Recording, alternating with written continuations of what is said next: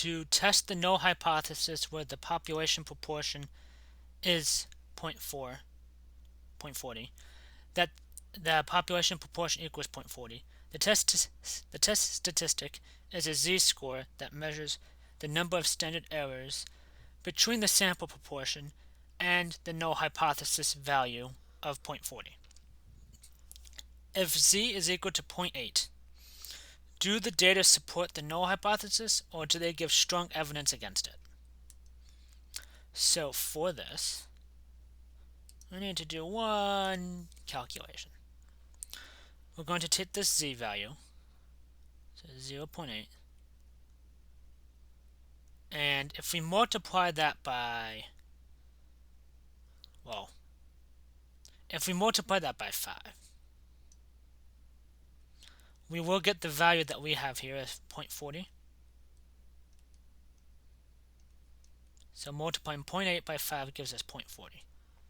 And the reason why we want to know that is because this means then this value of 0.40,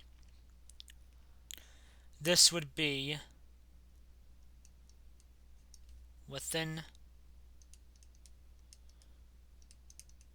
5 standard deviations. Okay? And when we're asking if this supports the null hypothesis or gives strong evidence against it, in order for it to support the null hypothesis, I'll write that up here. For it to support the null hypothesis, it needs to be within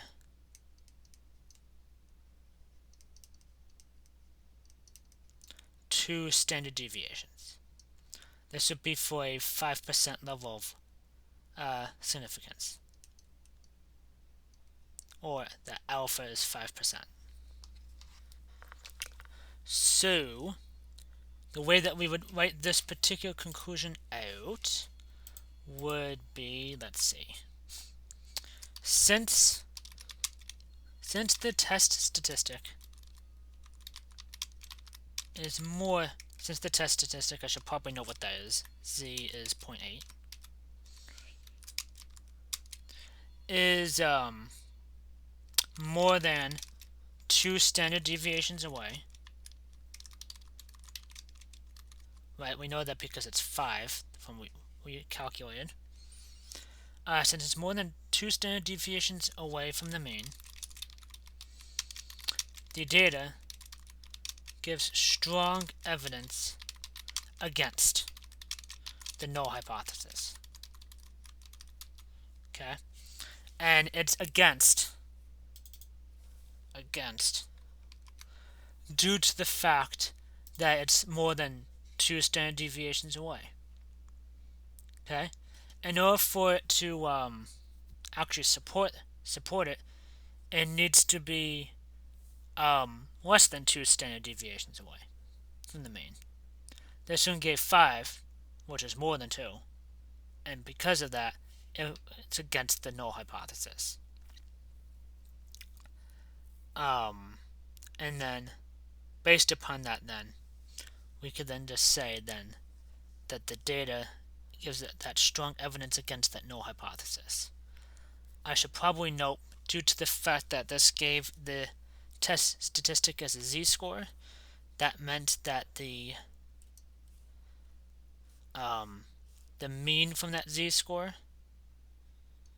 is 0 and standard deviation is 1.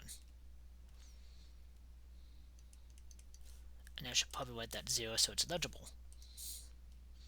Mean of 0, standard deviation of 1.